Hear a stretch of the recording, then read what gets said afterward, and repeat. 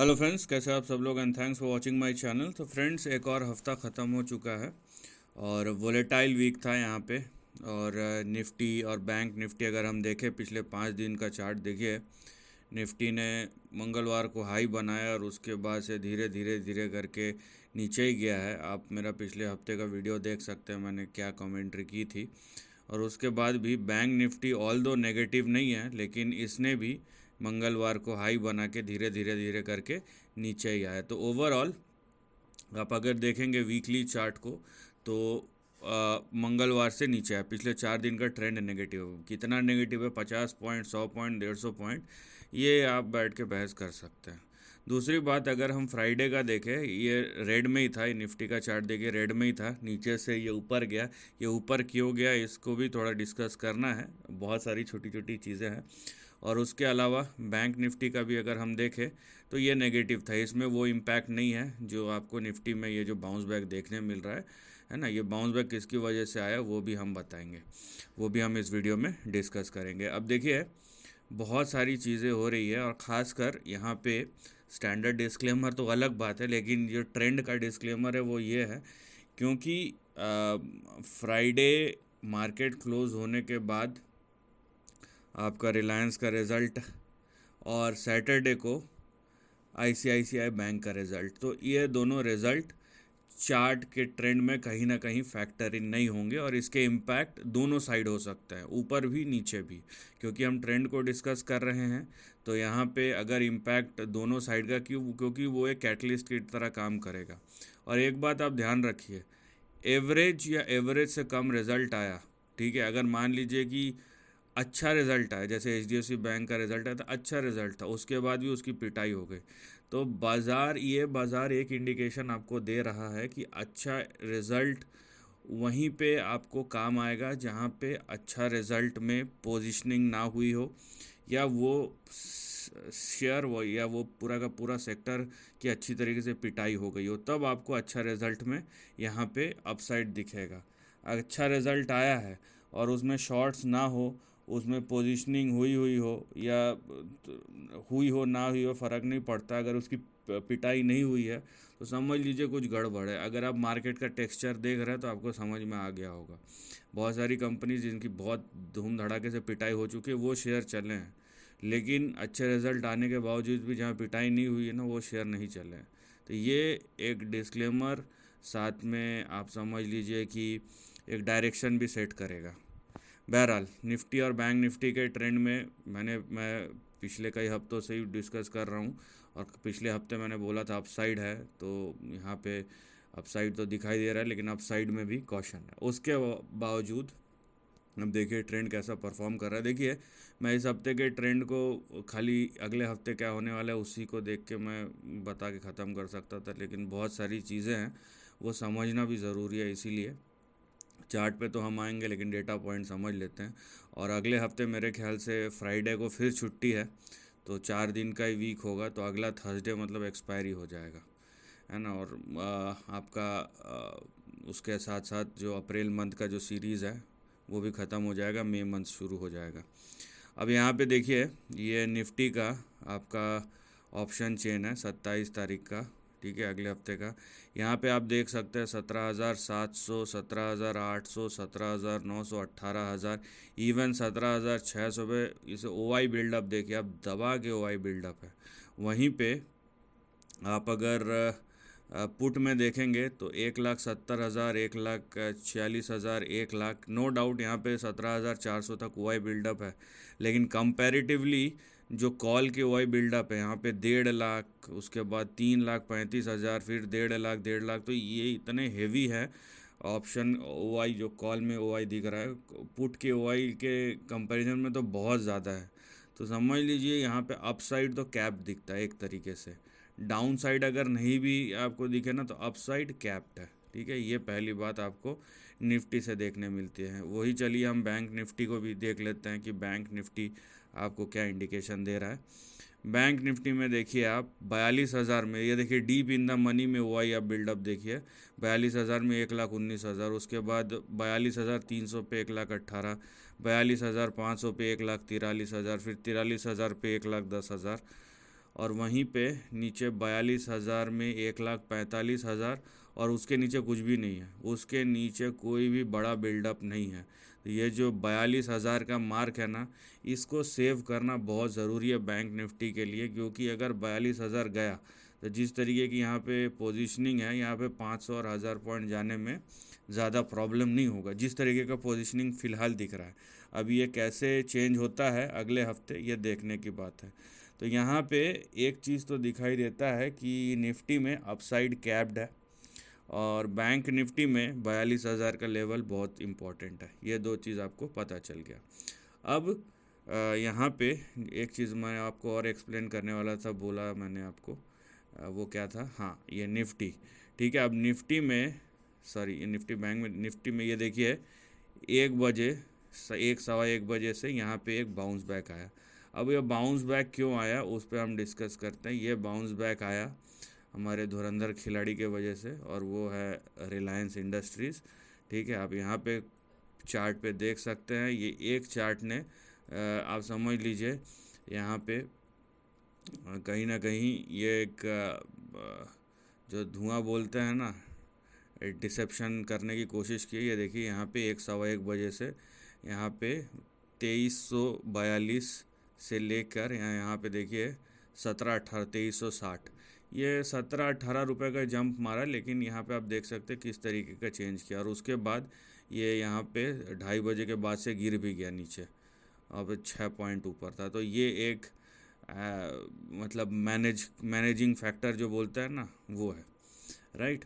तो ये रिलायंस की वजह से आया, जो रिलायंस आपका बैंक निफ्टी में नहीं है, इसलिए पता नहीं चला। अब मैं यहाँ पे रिलायंस को भी थोड़ा सा डिस्कस करूँगा। जनरली मैं स्टॉक्स डिस्कस नहीं करता निफ्टी बैंक निफ्टी में, लेकिन क्योंकि इसका इतना बड़ा इम्पैक्ट है और रिलायंस का इम्पैक्ट, नो डाउट अगर रिलायंस चलता है तो उसका पूरा का पूरा इम्पैक्ट वो चेंज कर देगा।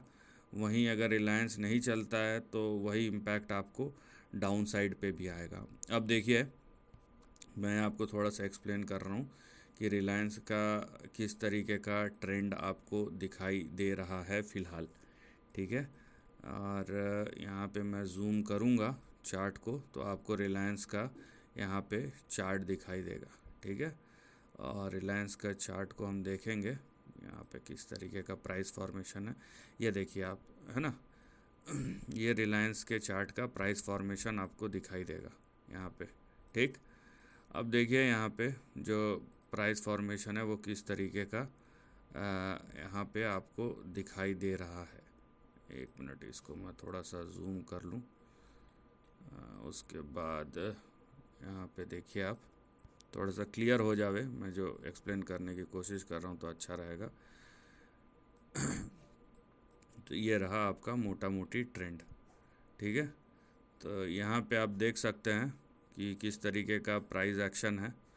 और ये देखिए यहाँ पे, ये यहाँ पे, ठीक है।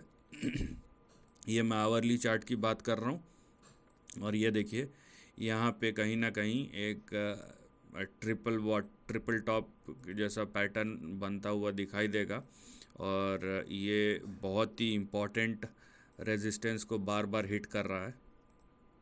ठीक है, और उसके नीचे उस लेवल को तो क्रॉस नहीं किया अभी तक, तो ये एक यहाँ पे आपको ट्रेंड या पैटर्न बनता हुआ नज़र आएगा। देखिए मैं स्विंग्स को एक्सप्लेन करता हूँ। तो रिलायंस का जो ट्रेंड है, ये देखिए यहाँ पे, अब रिलायंस के लिए ज़रूरी क्या है, इस शेयर के प्राइस चार्ट के लिए ज़रूरी क्या है, आप वो समझने की यहाँ पे कोशिश कीजिए। क्योंकि अगर अभी रिज़ल्ट है, और रिज़ल्ट क्योंकि एक इवेंट की तरह ही काम करेगा, अगर अच्छा काम किया तो अच्छी बात है, नहीं तो यहाँ पे ट्रेंड सेट हो जाएगा। तो रिलायंस यहाँ पे देखिए, हमें ये नहीं पता रिज़ल्ट कैसा आने वाला है, क्या होगा।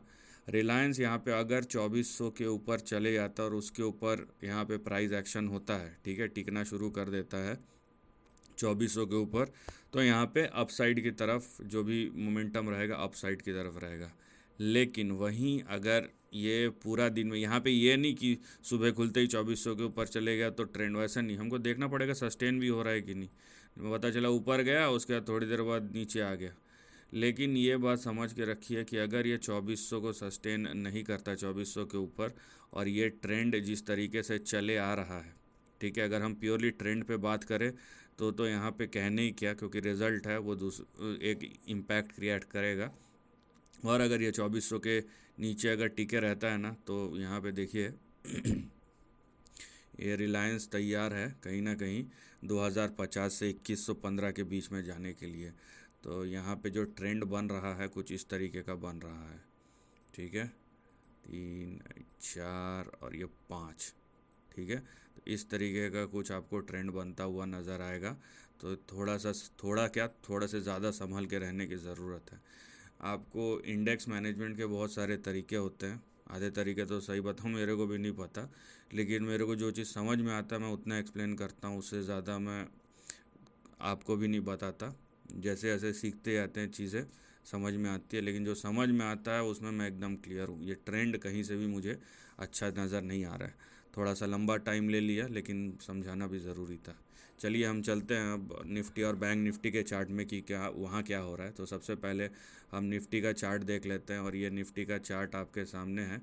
अगले हफ्ते को क्योंकि हम केटर कर रहे हैं, अगले हफ्ते पे हमारा ज़्यादा फोकस है, तो ये रहा ये अगले हफ्ते का चार्ट।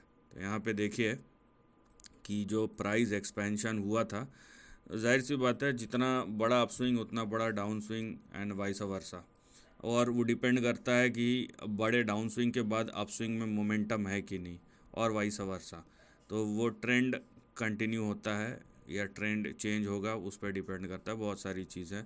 बहरहाल निफ्टी का अगर आप प्राइस चार्ट देखें तो फ़िलहाल जो निफ्टी का ट्रेंड है वो क्या दिखा रहा है आपको, ये धीरे धीरे ही सही निफ्टी जो है कहीं ना कहीं, यहाँ पे देखिए आप, अगर ये गिरता है और अगर ये नहीं गिरता, इस तरीके से भी करेक्शन देता है, तो यहाँ पे देखिए 17,133 से 17,218 220 की ओर अग्रसर है निफ्टी, ठीक है।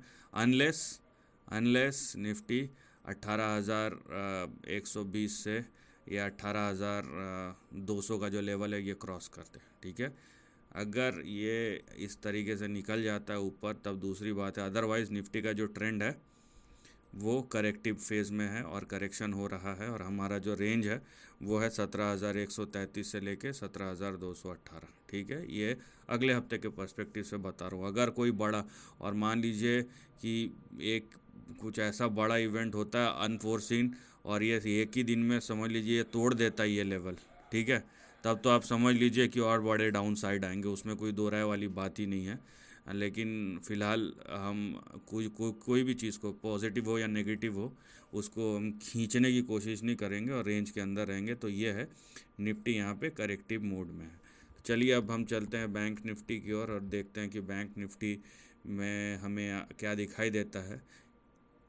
ये देखिए, और आपको दिखाई देगा कि बैंक निफ्टी का जो स्ट्रेच है कितना ज़्यादा है, यहाँ पे अच्छा खासा स्ट्रेच हो चुका है। यही प्रॉब्लम है यहाँ पे। बात यह है ना कि ये बैंक निफ्टी इतना ऊपर गया कैसे, जाहिर सी बात है शेयर्स के पार्टिसिपेशन से गया, इसके कॉन्स्टिट्यूएंट के। तो अगर वहाँ पे बिल्डअप है तो ही यहाँ पे ऐसा प्राइस मूव दिख रहा है। यही प्रॉब्लम है कि बाज़ार की कोई यहाँ पे मूड में नहीं है, और जो इकोनॉमिक इवेंट्स हैं वो भले ही पॉजिटिव नहीं है, ठीक है, लेकिन नेगेटिव इवेंट्स बॉटम आउट नहीं हुए हैं, एक के बाद एक के बाद एक आए ही जा रहे हैं। और यहाँ पे बाज़ार, ये देखिए, ये कोई कितना ही बोले कि अगले एक और दो रेट हाइक होगा उसके बाद बंद हो जाएगा, लेकिन वो एक आधा हो या सवा हो या पौना हो, उस रेट हाइक का जो एक भी हुआ तो उसका इम्पैक्ट और क्या होकर निकलता है वो किसी को नहीं पता। अभी 4 बैंक का न्यूज़ आया था, 3-4 बैंक का, और वो आधे % से, और अगर 15-20 बैंक लुढ़क गए तब पता चलेगा, तब यहाँ पे तब सबके व्यूज़ चेंज हो जाएंगे। तो ये सब फालतू की बातें करके ना कि है ना, अब ये ऐसा हो गया वैसा हो गया, बाज़ार को वैसे ही प्रेडिक्ट कर लेते ना, तो बाज़ार में जो सबसे ज़्यादा एक्सपीरियंस होता ना, तो वो पैसा तो कमाता है, नो डाउट, उसका जो विनिंग रेशियो है तो सबसे ज़्यादा रहता है, लेकिन वो भी गलतियाँ करता है। तो सब चीज़ सबको समझ में नहीं आता, कुछ चीज़ कुछ लोगों को समझ में आ जाती है, और यही बात सब पे अप्लाई होता है बाज़ार में, ठीक है। हर चीज़ सबको समझ में नहीं आता है, और जो जिसको समझ में आता है वो उसी पे अगर काम करे तो वो over a period of time wealth build करता है। यहाँ पे देखिए आप ट्रेंड को, तो वो देखिए वो मेरे समझ के बाहर है कि मुझे ये दिखाई देता है कि भाई इतने में इतना हुआ तो आगे अगर होगा तो उसका क्या इम्पैक्ट होगा वो हमें पता नहीं, और मैं एसेस नहीं कर सकता। ठीक है, वो कैपेसिटी या कैपेबिलिटी आई नहीं है, तो मैं एसेस नहीं भी कर रहा हूँ कि अगर आधा परसेंट और 1.25% और रेट हाइक हो गया तो और क्या होगा। अभी जो इवेंट है वो उसमें क्या हो रहा है उसको, वो मेरे सामने है, उसका मैं इम्पैक्ट देख रहा हूँ, उसको मैं एसेस कर सकता हूँ, और बाज़ार उसको नेगेटिव वे में ले रहा है।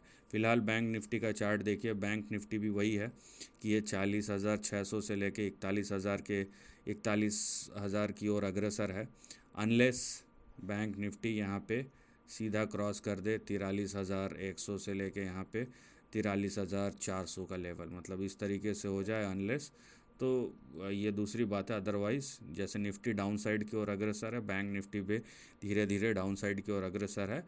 तीसरा सिनारियो ये है कि अगर बहुत बड़ा कुछ हो जाता है और ये ऐसा गिर जाता है इस लाइन के नीचे, तब तो और वहाँ पे प्राइस करेक्शन और भी बहुत आएगा। तो यहाँ पे आप अगर कि निफ्टी और बैंक निफ्टी के कॉन्स्टिट्यूएंट्स को देखें ना, वो कुछ और स्टोरी बताएंगे। निफ्टी के चार्ट को देखें तो वो उतना भयानक स्टोरी नहीं बताएगा जो शेयर्स बता रहे। तो यहाँ पे एक डिस्कनेक्ट है, वो डिस्कनेक्ट ख़त्म होगा कब, कैसे ख़त्म होगा, लेकिन पॉजिटिव डिस्कनेक्ट तो नहीं है, पहली बात। दूसरी बात, निफ्टी और बैंक निफ्टी दोनों करेक्टिव मोड में है। अब वो एक दिन में 100 पॉइंट गिरे या 2 दिन में गिरे उस पर आप बोल सकते हैं, लेकिन जो ट्रेंड है वो नेगेटिव की ओर है। तीसरी बात जो हमें ऑप्शन डेटा से कंफर्मेशन मिलता है वो ये मिलता है कि ऊपर तो कैप्ड है, आप फ़िलहाल जो करंट लेवल है उनको संभालिए। हाँ, एक चार्ट और है जिस पे बताना बहुत ज़रूरी है, ठीक है, और वो है विक्स का चार्ट। अगर आप विक्स को देखें, यहाँ पे देखिए मैं वीकली विक्स बता रहा हूँ, ये हमारा रेंज है, ठीक है, ये वीकली विक्स का चार्ट है, बड़ा ट्रेंड है। आपको एक चीज़ दिखेगा कि विक्स जो है अभी यहाँ पे इंडिया विक्स जो है ये अपने लोएस्ट मतलब lower end of the range की तरफ है, 11 क्या अभी जो है 11.65 पे है। और जनरली ये एक ओवरसोल्ड जोन होता है, यहाँ से वोलेटिलिटी बढ़ती है। वोलेटिलिटी बढ़ने का मतलब देखिए ये ऐसा नहीं है कि वोलेटिलिटी बढ़ेगा तो शेयर बाज़ार बढ़ेगा, वोलेटिलिटी घटेगा तो शेयर बाज़ार घटेगा, और वाइसा वर्सा, या वोलेटिलिटी जैसे जैसे और कम होते जाएगा यहाँ से शेयर बाज़ार और बढ़ते जाएगा, ऐसा नहीं है। ये ट्रेंड को इंटेंसिफाई करता है एक तरीके से।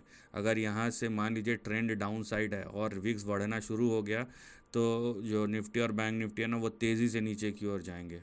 और वैसे ही अगर यहाँ पे ट्रेंड अप साइड है और यहाँ पे वोलेटिलिटी यहाँ पे ख़त्म हो गया और यहाँ से मान लीजिए घूमने लगा, तो वैसे ही ट्रेंड भी जो है वो ऊपर जाएंगे। ट्रेंड हमेशा ऐसे कोरिलेट नहीं कर सकते कि वोलेटिलिटी बढ़ेगा तो मतलब बाज़ार गिरेगा। ये डिपेंड करता है, ये बाज़ार के सिनारियो को समझ के इसको एसेस करना पड़ेगा। अब यहाँ से वोलेटिलिटी बढ़ेगा, बाज़ार का ट्रेंड ओवरऑल आप कुछ महीने और 1-1.5 साल का देखेंगे तो वो डाउन साइड पे ही है।